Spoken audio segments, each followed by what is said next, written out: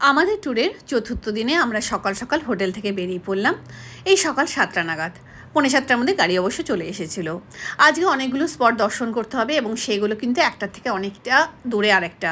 সেই জন্য আমরা আর বিলম্ব করলাম না। প্রথমেই শুরু করলাম হলো নন্দগাঁও দিয়ে। সেখান থেকে চলে গেলাম বারসানা।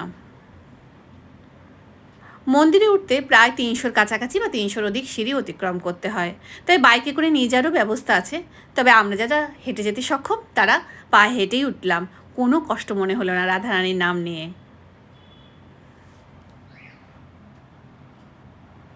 ওপর থেকে এত সুন্দর লাগলো। এখানে আছে হলো অগণিত পুণ্যার্থীর ঢল। খুব ভালো করে দর্শন করে আমরা খেয়ে নিলাম হলো 1 গ্লাস ঠান্ডা ঠান্ডা লস্যি। আবার নিজেদেরকে ঠান্ডা করে বেরিয়ে পড়লাম। এবার দর্শন করে নিলাম গিরিরাজ মন্দির, কুসুম সরোবর, কৃষ্ণকুণ্ড, রাধাকুণ্ড। খিদে পেয়ে গেছিলো বলে দুপুরে লাঞ্চটা করে নিলাম। সবাই রুটি খেলেও আমরা খেলাম হলো ভাত, ডাল, পনির বাটার মশলা, স্যালাড।